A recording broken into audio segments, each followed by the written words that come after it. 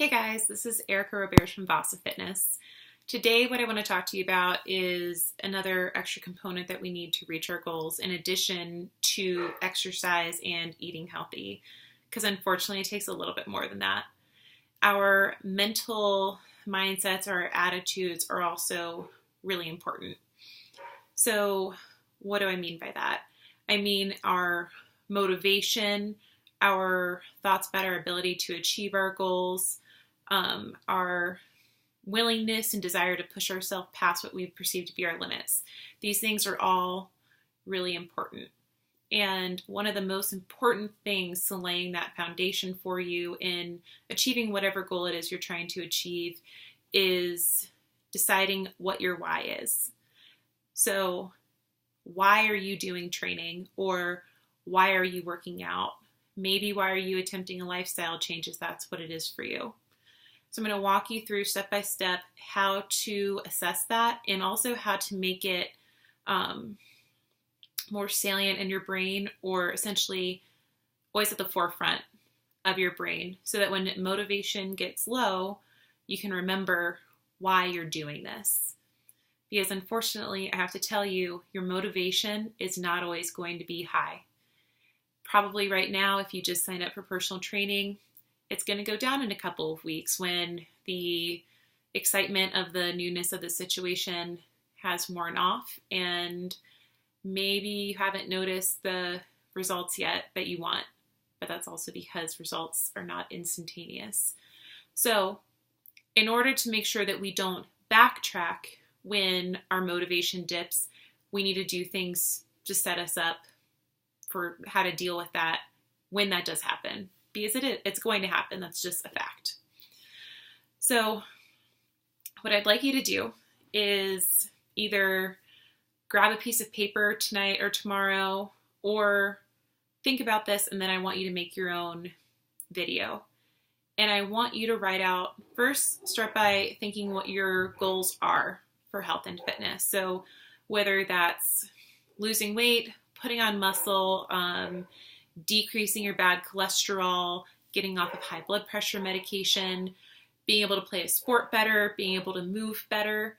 These are all different kinds of goals that we could be working with.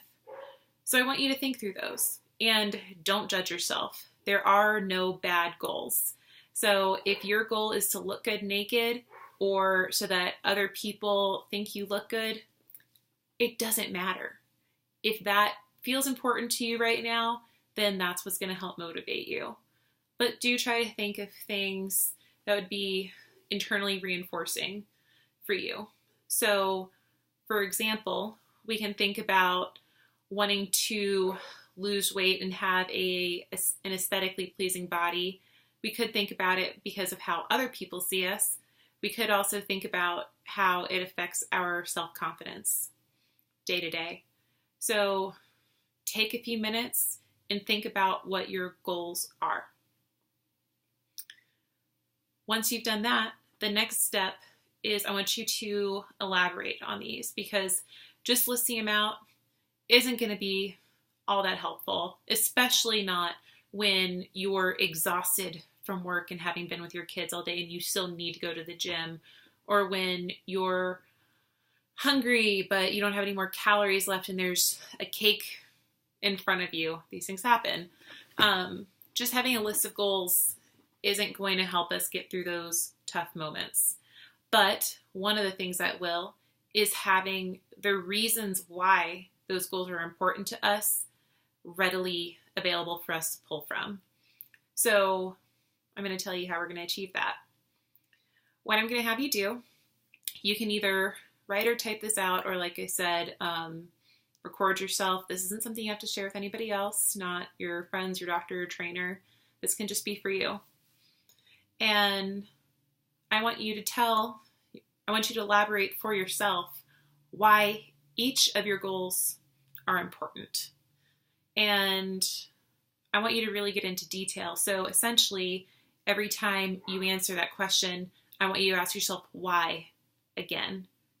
I would imagine that for any goal, you could say why at least 5 times before you get to the end. So, for example, Maybe you want to lose weight so that you can be more active with your kids. Why? I want to be more active with my kids because right now I sit on the sidelines and I feel like I'm not really involved in their lives. Why is that important? Because I want them to remember me as being an active part of their life and not just somebody who sat on the sidelines. Why is that important? Because I want to have a really good relationship with my children. And right now, I feel like my weight or my inability to move is limiting my relationship with my children. So I want you to go through that process and explain how important that is to you. How important, in this example, is your relationship with your children? To what lengths would you go to maintain or improve your reasoning? So to have a better relationship with your children. Because we're not just talking about trying to look good or please other people or meet societal standards. There are reasons for all of these things. Maybe you've had somebody in your family who has struggled with diabetes their entire lives and you don't want to live that kind of life. Weight loss, or I guess like the result of a healthy lifestyle, is more than looking good. It's feeling good, it's living longer, but also living better. I don't know about you guys, but I'm pretty afraid of getting old, and we can change what old is. So what 70 looks like, for example. If we take care of our bodies now, we're going to be functioning a lot differently at 70 than our grandparents did, for example. Our skin's going to be better. We're going to have more energy. We're going to have less back problems. We're going to still be moving. And you know what? I hope to be like the 70-year-old women that I see on Facebook and Instagram who are still doing powerlifting. That is what I would love to be doing at 70 years old. So it's not just, our goals are not generally these superficial things. And so what I need you to do, again, write out all your goals and elaborate on why. I'm imagining this would probably take, 10, 15 minutes, whether you're writing it by hand on your computer or you're recording it. And I want you to go as deep as you can. And maybe this could be something that makes you feel really vulnerable, but that's totally okay. So once you've done that, there's another step. What I'm going to ask you to do is for at least the next week, I want you to either listen to the video that you record or read what you wrote aloud every single day. And we might do this when we anticipate that we need to prime ourselves for motivation. So maybe if you're going to try to start working out in the morning and that's hard for you, do it when you wake up. So listen to this video that you make when you're getting ready to go to the gym or on the way to the gym. If you know that you really hit a lull in motivation at the end of the workday because you're tired, listen to it or read it then. Because this is going to help remind you. And this repeated exposure to your memory, to your reasons for these things, is what's going to help make it easier to think of and more powerful in the moments where your will isn't as strong. So go ahead and try that out.